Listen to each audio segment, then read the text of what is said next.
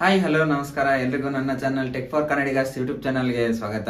ನೀವಿನ್ನೂ ನನ್ನ ಚಾನಲ್ನ ಸಬ್ಸ್ಕ್ರೈಬ್ ಮಾಡ್ಕೊಳ್ಳಿ, ವಿಡಿಯೋನ ನೋಡ್ತಾ ಇದ್ರೆ ಚಾನಲ್ನ ಈಗಲೇ ಸಬ್ಸ್ಕ್ರೈಬ್ ಮಾಡ್ಕೊಳ್ಳಿ. ತುಂಬಾ ಜನ ನನ್ನ ವಿಡಿಯೋಸ್ನ ನೋಡ್ತೀರಾ, ಬಟ್ ಇನ್ನು ನನ್ನ ಚಾನಲ್ನ ಸಬ್ಸ್ಕ್ರೈಬ್ ಮಾಡ್ಕೊಳ್ಳಿ, ವಿಡಿಯೋನ ನೋಡ್ತಿರ್ತೀರಾ.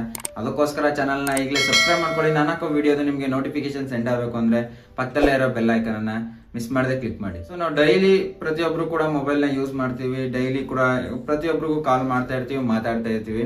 ಬಟ್ ನಾವ್ ಈಗ ಯೂಸ್ ಮಾಡ್ತಿರೋ ಮೊಬೈಲ್ ಇಂದ ಬೇರೆ ನಾವ್ ಯಾರೋ ವ್ಯಕ್ತಿ ಆಗಿರ್ಬೋದು, ಅವ್ರು ಎಲ್ಲಾರು ಇರ್ಬೋದು, ಅವ್ರಿಗೆ ಈಸಿಯಾಗಿ ಕಾಂಟ್ಯಾಕ್ಟ್ ಮಾಡ್ತೀವಿ.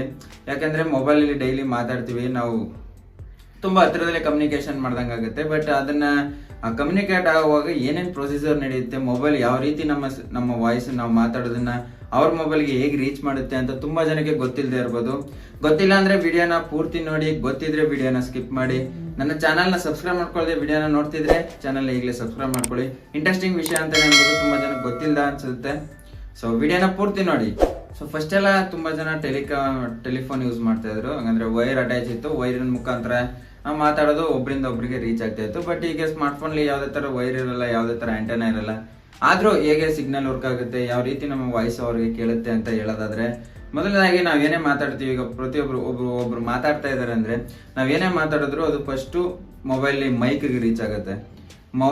ಹೇಗೆ ರೀಚ್ ಆಗುತ್ತೆ ಅಂದ್ರೆ ನಾವು ಮಾತಾಡೋ ವಾಯ್ಸ್ ಇದೆಯಲ್ಲ, ಅದು ಫಸ್ಟ್ ಅನಲಾಗ್ ಸಿಗ್ನಲ್ ಮುಖಾಂತರ ಮೈಕ್ಗೆ ಹೋಗುತ್ತೆ. ಮೈಕು ಅದನ್ನ ಡಿಜಿಟಲ್ ಸಿಗ್ನಲ್ ಆಗಿ ಕನ್ವರ್ಟ್ ಮಾಡ್ಕೊಳ್ಳುತ್ತೆ. ಕನ್ವರ್ಟ್ ಮಾಡಿ ಅದ್ರ ಮುಖಾಂತರ ಮೇಲ್ಗಡೆ ಇರುವಂತ ನಮ್ದು ಆಂಟೆನಾ ಇರುತ್ತೆ ಮೊಬೈಲ್ ಅಲ್ಲಿ. ಪ್ರತಿಯೊಂದು ಮೊಬೈಲ್ ಕೂಡ ಮೇಲ್ಗಡೆ ಇಲ್ಲ ಒಂದು ಜಾಗದಲ್ಲಿ ಆಂಟೆನಾ ಕೊಟ್ಟಿರ್ತಾರೆ, ಅದಕ್ಕೆ ಹೋಗಿ ಸಿಗ್ನಲ್ ರೀಚ್ ಆಗುತ್ತೆ.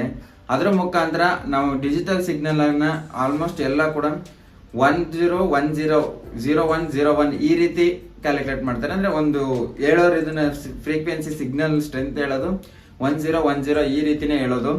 ಸೊ ಆ ಆಂಟೆನಾಗೆ ರೀಚ್ ಆಗಿ ಅದು ಅಲ್ಲಿಂದ ಎಲೆಕ್ಟ್ರೋಮ್ಯಾಗ್ನೆಟ್ ಆಗಿ ವೇವ್ ಆಗಿ ಕನ್ವರ್ಟ್ ಆಗುತ್ತೆ. ಎಲೆಕ್ಟ್ರೋಮ್ಯಾಗ್ನೆಟಿಕ್ ವೇವ್ ಆಗಿ ಕನ್ವರ್ಟ್ ಆಗಿ ಅದು ಡೈರೆಕ್ಟ್ ನಾವ್ ಯಾರಿಗೆ ಕಾಂಟ್ಯಾಕ್ಟ್ ಮಾಡ್ತೀವಿ, ಅವರು ಹತ್ತಿರದಲ್ಲೇ ಇದ್ರೆ ಯಾವುದೇ ತರದ ಏನು ಪ್ರಾಬ್ಲಮ್ ಇಲ್ಲ ಅಂದ್ರೆ ಡೈರೆಕ್ಟ್ ಆಗಿ ಅವ್ರಿಗೆ ರೀಚ್ ಆಗುತ್ತೆ. ನೀವು ಒಂದು ಟೆಸ್ಟ್ ಮಾಡಿ ನೋಡಿ, ನೀವು ಯಾರೇ ಆದ್ರೂ ಕೂಡ ಅಕ್ಕಪಕ್ಕದಲ್ಲಿರೋರಿಗೆ ಫ್ರಾಕ್ಷನ್ ಆಫ್ ಸೆಕೆಂಡ್ಲಿ ಫೋನ್ ಕನೆಕ್ಟ್ ಆಗುತ್ತೆ. ಯಾಕಂದ್ರೆ ಎಲೆಕ್ಟ್ರೋಮ್ಯಾಗ್ನೆಟಿಕ್ ಯಾವುದೇ ಅಡ್ಡ ಏನು ಇಲ್ಲ ಅಂತಂದ್ರೆ ತುಂಬಾ ಬೇಗ ಕಾಂಟ್ಯಾಕ್ಟ್ ಆಗುತ್ತೆ. ಎಷ್ಟೇ ದೂರದಲ್ಲಿ ಇದ್ರು, ಏನೇ ಅಡೆತಡೆ ಇಲ್ಲ ಅಂದ್ರೂ ಕೂಡ ತುಂಬಾ ಈಸಿಯಾಗಿ ಕನೆಕ್ಟ್ ಆಗುತ್ತೆ ಫೋನು. ಬಟ್ ಸ್ವಲ್ಪ ದೂರ ಇರೋರಿಗೆ ಯಾವ ರೀತಿ ವರ್ಕ್ ಆಗುತ್ತೆ, ಮ್ಯಾಗ್ನೆಟಿಕ್ ಏನಂದ್ರೆ ಒಂದು ಯಾವುದೇ ತರ ಆಬ್ಜೆಕ್ಟ್ಸ್ ಮಧ್ಯೆ ಇಲ್ಲ ಅಂದ್ರೆ ಈಸಿಯಾಗಿ ಟ್ರಾನ್ಸ್ಫರ್ ಆಗಿ ಬೇರೆಯವ್ರ ಮೊಬೈಲ್ಗೆ ರೀಚ್ ಆಗುತ್ತೆ. ಬಟ್ ಈ ಮಧ್ಯೆ ಏನಾದ್ರು ಯಾವುದೇ ಕಟ್ಟಡ ಇರ್ಬೋದು, ಯಾವ್ದಾದ್ರು ಏನೇ ಇರ್ಬೋದು, ಎಲೆಕ್ಟ್ರಿಕ್ ವಸ್ತು ಇರ್ಬೋದು, ಇದು ಯಾವುದೇ ಇದ್ರೂ ಕೂಡ ಅದು ಆ ವರ್ಕ್ ಮಾಡಲ್ಲ magnetic waves. So electromagnetic waves ಅದಕ್ಕೆ ಅಂತಾನೆ ಇಂಟ್ರೊಡ್ಯೂಸ್ ಆಗಿದ್ವಿ ಸೆಲ್ಯುಲರ್ ಟವರ್ಸ್ಗಳು. ನೀವು ನೋಡಿರ್ತೀರಿ, ಈಗ ನಿಮ್ ಕಾಮನ್ ಆಗಿ ಗೊತ್ತಿರುತ್ತೆ, ಮೊಬೈಲ್ ಎಲ್ಲ ನೆಟ್ವರ್ಕ್ ಎಲ್ಲ ಯೂಸ್ ಆಗೋ ಟವರ್ ಇಂದಾನೆ ಅಂತ. ಸೊ ಅದೇ ರೀತಿ ಸೆಲ್ಯುಲರ್ ಟವರ್ ಇಂಟ್ರೊಡ್ಯೂಸ್ ಆಗಿದ್ದು. ಇದು ಎಲೆಕ್ಟ್ರೋಮ್ಯಾಗ್ನೆಟಿಕ್ ಮಾಮೂಲಿ ಗೋಡೆಗಳನ್ನೆಲ್ಲ ದಾಟ್ತಿರೋ ಕಾರಣದಿಂದ ಸೆಲ್ಯುಲರ್ ನೆಟ್ವರ್ಕ್ ಇಂಟ್ರೊಡ್ಯೂಸ್ ಆಯ್ತು. ಸೊ ಇದು ಏನ್ ವರ್ಕ್ ಮಾಡುತ್ತೆ ಅಂತಂದ್ರೆ, ನಾವು ಯಾರೇ ಈಗ ಫೋನ್ ಪ್ರೆಸೆಂಟ್ ಇರೋ ಜಾಗದಲ್ಲಿ ಮಾಡ್ತೀವಿ ಅಂದ್ರೆ ನಮ್ಮ ಹತ್ರ ಇರುವಂತ ಟವರ್ ಇದೆಯಲ್ಲ, ಅಲ್ಲಿಗೆ ಹೋಗಿ ಸಿಗ್ನಲ್ ರೀಚ್ ಆಗುತ್ತೆ. ಮಾಮೂಲಿ ಎಲೆಕ್ಟ್ರೋಮ್ಯಾಗ್ನೆಟಿಕ್ ವೇವ್ ನ ಮುಖಾಂತರ ನಮ್ಮ ಸಿಗ್ನಲ್ ನಮ್ಮ ಹತ್ರ ಇರುವಂತ ಟವರ್ಗೆ ರೀಚ್ ಆಗುತ್ತೆ. ಆ ಟವರ್ ನಾವು ಯಾವ ವ್ಯಕ್ತಿ ಹತ್ರ ಮಾತಾಡಿರ್ತೀವಿ, ಅವರು ನಮ್ಮ ಟವರ್ ಸರೌಂಡಿಂಗ್ ಅಲ್ಲೇ ಇದ್ರೆ ಈಸಿಯಾಗಿ ಕ್ಯಾಚ್ ಆಗಿ ಅವ್ರಿಗೆ ಕಾಲು ಹೋಗುತ್ತೆ. ಬಟ್ ಅದೇ ನೆಟ್ವರ್ಕ್ ಬೇರೆ ಯಾರೇ ಈಗ ಔಟ್ ಆಫ್ ಸ್ಟೇಟ್ ಇರ್ತಾರೆ, ಔಟ್ ಆಫ್ ಕಂಟ್ರಿನೂ ಇರ್ತಾರೆ, ಅವ್ರಿಗೆಲ್ಲ ಹೇಗೆ ಕನೆಕ್ಟ್ ಆಗುತ್ತೆ ಅಂತ ಗೊತ್ತಾ? ನಾವು ಯಾವುದೇ ಟವರ್ ಆದ್ರೂ ಕೂಡ ಪ್ರತಿಯೊಂದು ಟವರ್ ಕೂಡ ಒಂದು ಎಕ್ಸೆಗನಲ್ ಶೇಪ್ ಏರಿಯಾದಲ್ಲಿ ಕವರ್ ಮಾಡಿ ಒಂದು ಟವರ್ ನ ಹಾಕಿರ್ತಾರೆ. ಸೊ ಪ್ರತಿಯೊಂದು ಎಲ್ಲಾ ಏರಿಯಾದಲ್ಲೂ ಕೂಡ ಒಂದು ಎಕ್ಸೆಗನಲ್ ಶೇಪ್ ಅಲ್ಲಿ ನಿಮ್ಗೆ ಒಂದೊಂದು ಟವರ್ ಸಿಗುತ್ತೆ. ಸೊ ಅದೇ ರೀತಿ ಕೂಡ ಇನ್ಸ್ಟಾಲ್ ಮಾಡಿರ್ತಾರೆ ಟವರ್ನ. ಸೊ ಈ ಟವರ್ಗೆ ಈಗ ನಾರ್ಮಲ್ ಆಗಿ ನಾವು ಯಾರೇ ಪಕ್ಕದಲ್ಲಿರೋ ಸ್ಟೇಟ್ ಅವ್ರಿಗೋ ಇಲ್ಲ ಪಕ್ಕದಲ್ಲಿರೋ ಡಿಸ್ಟಿಕ್ ಅವ್ರಿಗೋ ಫೋನ್ ಮಾಡಿದಾಗ ನಮ್ಗೆ ಡೈರೆಕ್ಟ್ ಒಂದೇ ಸಲ ಕನೆಕ್ಟ್ ಆಗಲ್ಲ. ಯಾಕಂದ್ರೆ ಫಸ್ಟ್ ನಾವು ಕಾಲ್ ಮಾಡಿದ್ದು ನಮ್ಮ ಹತ್ರ ಇರುವಂತ ಸಿಗ್ನಲ್, ನಮ್ಮ ಹತ್ರ ಇರೋ ಹತ್ರದಲ್ಲಿರುವಂತ ಟವರ್ಗೆ ಸಿಂಕ್ ಆಗುತ್ತೆ, ಅಂದ್ರೆ ನಮ್ ಸಿಗ್ನಲ್ ಅಲ್ಲಿಗೆ ಹೋಗುತ್ತೆ. ಅಲ್ಲಿಂದ ಮತ್ತೆ ಮೇನ್ ಆಗಿ ನಮ್ಗೆ ಇವೆಲ್ಲದಕ್ಕೂ ಮೇನ್ ಇರೋದು ಅಂದ್ರೆ MSI ಅಂದ್ರೆ ಮೊಬೈಲ್ ಸ್ವಿಚಿಂಗ್ ಸೆಂಟರ್ ಅಂತ, MSC ಮೊಬೈಲ್ ಸ್ವಿಚಿಂಗ್ ಸೆಂಟರ್ ಅಂತ. ಇದ್ರಲ್ಲಿ ಏನಂದ್ರೆ ನಾವು ಪ್ರತಿಯೊಂದು ಪ್ರತಿಯೊಂದು ಮೊಬೈಲ್ ಸಿಮ್ ಇದ್ದೇ ಇರುತ್ತೆ. ನಮ್ಮ ಸಿಮ್ ಪ್ರತಿಯೊಂದು ಕೂಡ ಈ MSI ಅಲ್ಲಿ ರಿಜಿಸ್ಟರ್ ಆಗಿರುತ್ತೆ. ಇವರೇ ನಮ್ಮನ್ನ ಪ್ರತಿಯೊಂದನ್ನು ಕೂಡ ಟ್ರ್ಯಾಕ್ ಮಾಡೋದು ಅಂಡ್ ನಮ್ಮದೆಲ್ಲ ಪ್ರತಿಯೊಂದು ಡೀಟೇಲ್ಸ್, ನಮ್ದು ಪ್ಲಾನ್ ರೀಚಾರ್ಜ್ ಆಗಿರ್ಬೋದು, ನಮ್ಮ ಲೊಕೇಶನ್ ಆಗಿರ್ಬೋದು, ನಾವು ಯಾವ ಮೊಬೈಲ್ ನ ಯೂಸ್ ಮಾಡ್ತೀವಿ, ಪ್ರತಿಯೊಂದು ಕೂಡ ಇದ್ರ ಮುಖಾಂತರನೇ ಗೊತ್ತಾಗೋದು. ಇದೇ ತರನೇ ಕೆಲಸ ಮಾಡೋದು ಏರ್ಟೆಲ್ ಜಿಯೋ ಅವರೆಲ್ಲ, ಇವ್ರು ಅಂಡರ್ ಬರ್ತಾರೆ, ಅದ್ರ ಬಗ್ಗೆ ಸಪ್ರೇಟ್ ವಿಡಿಯೋ ಮಾಡ್ತೀನಿ. ಬಟ್ ಇವರು MSC ಅನ್ನೋರು, ಮೊಬೈಲ್ ಸ್ವಿಚಿಂಗ್ ಸೆಂಟರ್ ಅನ್ನೋರು, ಇವರು ಮೇಯ್ನು ಇದಕ್ಕೆಲ್ಲ ಸೆಲ್ಯುಲರ್ ಟವರ್ಗೆಲ್ಲ ಮೇಯ್ನ್ ಇರೋದು ಈ MSC ಅವರು.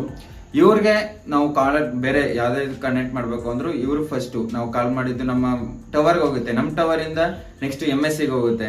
MSC ಇಂದ ನಾವು ಯಾವ ಪರ್ಸನ್ಗೆ ಕಾಲ್ ಮಾಡ್ತಾ ಇರ್ತೀವಿ ಆ ಪರ್ಸನ್ ಎಲ್ಲಿದ್ದಾರೆ ಅವ್ರ ಲೊಕೇಶನ್ ಇರುವಂತ ಟವರ್ಗೆ ಇದು ಸಿಂಕ್ ಆಗುತ್ತೆ. ಅಂದ್ರೆ ಇಲ್ಲಿಂದ ಫ್ರೀಕ್ವೆನ್ಸಿ ಮ್ಯಾಗ್ನೆಟಿಕ್ ವೇವ್ ಮುಖಾಂತರ ಆ ಟವರ್ಗೆ ಲಿಂಕ್ ಆಗಿ ಆ ಮುಖಾಂತರ ಅಲ್ಲಿರೋ ಟವರ್ಗೆ ಸಿಂಕ್ ಆದ್ಮೇಲೆ ನಾವು ಯಾವ ಪರ್ಸನ್ ಕಾಲ್ ಮಾಡಿರ್ತೀವಿ ಅಲ್ಲಿಗೆ ಲಿಂಕ್ ಆಗುತ್ತೆ. ಆಮೇಲೆ ನೀವು ಯಾರು ಕಾಲ್ ಮಾಡಿರ್ತೀರ ಆ ಪರ್ಸನ್ಗೆ ರೀಚ್ ಆಗುತ್ತೆ. ಅವ್ರ ಮೊಬೈಲಲ್ಲಿ ಮೇಲ್ಗಡೆ ಸೇಮ್ ಆಂಟೆನಾಗೆ ರೀಚ್ ಆಗುತ್ತೆ. ಅದು ಮ್ಯಾಗ್ನೆಟಿಕ್ ವೇವ್ ಇರೋದು ಇಲ್ಲಿ ಬಂದಾಗ ಮತ್ತೆ ಅದನ್ನ ಅನಲಾಗ್ ವೇವ್ ಸಿಗ್ನಲ್ ಆಗಿ ಕನ್ವರ್ಟ್ ಮಾಡಿ ನಿಮ್ಗೆ ವಾಯ್ಸ್ ಕೇಳೋ ತರ ಮಾಡುತ್ತೆ. ಆವಾಗ ನಿಮ್ಗೆ ವಾಯ್ಸು ಕೇಳಿಸುತ್ತೆ. ಇದೆಲ್ಲ ಪ್ರೋಸೆಸ್ ಜಸ್ಟ್ ತುಂಬಾ ಫ್ರಾಕ್ಷನ್ ಆಫ್ ಸೆಕೆಂಡ್ ಅಲ್ಲಿ ಈ ಪ್ರೊಸೀಜರ್ ನಡೆಯುತ್ತೆ.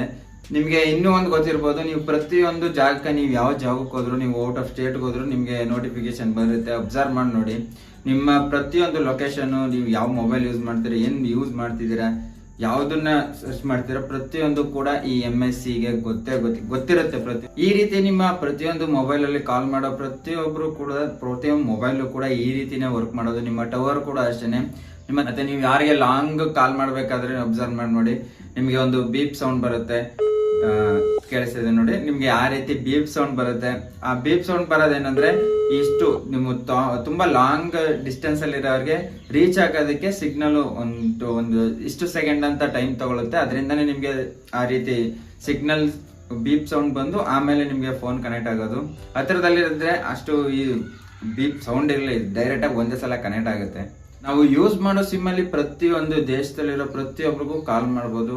ಅದು ಹೇಗೆ ಅಂತ ಗೊತ್ತಾ, ನಾವು ಯೂಸ್ ಮಾಡೋ ಟವರ್ ಇದೆಯಲ್ಲ ನಮ್ಮ ಸರೌಂಡಿಂಗ್ ಅಲ್ಲಿ, ಒಂದು ಕೇಬಲ್ಸ್ ಗಳೆಲ್ಲ ಹೋಗಿರುತ್ತೆ, ನೋಡಿರ್ತೀರ. ಆ ಕೇಬಲ್ಸ್ ಎಲ್ಲಿ ಗಂಟೆ ಹೋಗಿದೆ ಅಂತ ಗೊತ್ತಾ, ವರ್ಲ್ಡ್ ವೈಡ್ ಪ್ರತಿಯೊಂದು ಜಾಗದಲ್ಲೂ ಕೂಡ ಅದೇ ತರ ಟವರ್ ಗಳಿರುತ್ತೆ, ಅದೇ ತರ ಕೇಬಲ್ಸ್ ಗಳು ಹೋಗಿರುತ್ತೆ. ಆ ಟವರ್ ಸಿಗ್ನಲ್ ಗಳ ಮುಖಾಂತರ ನೀವು ಎಲ್ಲಿ ಬೇಕಾದ್ರೂ ಕಾಲ್ ಮಾಡ್ಬೋದು. ಆ ರೀತಿ ಪ್ರತಿಯೊಂದು ಈ ಕೇಬಲ್ ಗಳು ಎಲ್ಲಿ ಅಂದ್ರೆ ನೀವು ಪ್ರತಿಯೊಂದು ದೇಶಕ್ಕೂ ಹೋಗಿದೆ. ಈಗ ಎಲ್ಲಿ ಟವರ್ ಬಂದಿದೆ ಇದರಿಂದ ಕನೆಕ್ಷನ್ ನೋಡ್ಕೋದ್ರೆ ನೀವು ವರ್ಲ್ಡ್ ವೈಡ್ ಎಲ್ಲಾ ಕೂಡ ಇದೇ ತರ ಕನೆಕ್ಷನ್, ಒಂದು ಟವರ್ ಸಿಂಕ್ ಆಗಿ ಎಲ್ಲಾ ಟವರ್ ಕೂಡ ಒಂದ್ ರೀತಿ ಎಲ್ಲಕ್ಕೂ ಒಂದೇ ಅಟ್ಯಾಚ್ಮೆಂಟ್ ಇರುತ್ತೆ. ಸೊ ಅದ್ರ ಮುಖಾಂತರ ನೀವು ಪ್ರಪಂಚದಲ್ಲಿ ಯಾವ ಮೂಲೆಗೆ ಬೇಕಾದ್ರೂ ಕಾಲ್ ಮಾಡ್ಬೋದು, ಯಾವ ಮೂಲೆಗೆ ಫೋನ್ ಮಾಡಿದ್ರು ಕೂಡ ಫೋನು ಕನೆಕ್ಟ್ ಆಗುತ್ತೆ. ಈ ವಿಡಿಯೋದಲ್ಲಿ ಎಕ್ಸ್ಪ್ಲೇನ್ ಮಾಡಿದ್ದೀನಿ ನಿಮ್ಗೆ ಯಾವ ರೀತಿ ನಮ್ಮ ಮೊಬೈಲ್ ಇರೋಂಥ ಮೊಬೈಲ್ ಇರೋಂಥ ನೆಟ್ವರ್ಕ್ ಕಾಲ್ ಮಾಡಿದ್ರೆ ಯಾವ ರೀತಿ ಕನೆಕ್ಟ್ ಆಗಿ ಯಾವ ರೀತಿ ಬೇರೆಯವ್ರಿಗೆ ಅಷ್ಟು ದೂರ ಇರೋರಿಗೆ ಹೇಗೆ ರೀಚ್ ಆಗುತ್ತೆ ಅಂತ ಎಕ್ಸ್ಪ್ಲೇನ್ ಮಾಡಿದ್ದೀನಿ. ಈ ವಿಡಿಯೋ ನಿಮ್ಗೆ ಇಷ್ಟ ಆಗಿದ್ರೆ ವಿಡಿಯೋನ ಲೈಕ್ ಮಾಡಿ, ಇನ್ನೂ ನನ್ನ ಚಾನಲ್ನ ಸಬ್ಸ್ಕ್ರೈಬ್ ಮಾಡ್ಕೊಳ್ಳಿ. ವಿಡಿಯೋನ ನೋಡ್ತಾ ಇದ್ರೆ ಚಾನಲ್ನ ಸಬ್ಸ್ಕ್ರೈಬ್ ಮಾಡ್ಕೊಳ್ಳಿ. ನಿಮ್ಮ ಫ್ರೆಂಡ್ಸ್ಗೂ ಕೂಡ ಯಾರಿಗೂ ಗೊತ್ತಿಲ್ಲ ಅಂದ್ರೆ ಈ ವಿಡಿಯೋನ ಶೇರ್ ಮಾಡಿ. ಇದೇ ತರ ಹೆಚ್ಚು ವಿಡಿಯೋಸ್ಗಳಿಗೆ ನನ್ನ ಚಾನಲ್ನ ಸಬ್ಸ್ಕ್ರೈಬ್ ಮಾಡ್ಕೊಳ್ಳಿ. ಸಿಗ್ತೀನಿ ಮುಂದಿನ ವಿಡಿಯೋದಲ್ಲಿ. ಅಲ್ಲಿವರೆಗೂ ನಮಸ್ಕಾರ, ಟೇಕ್ ಕೇರ್, ಬಾಯ್ ಎಲ್ರಿಗೂ.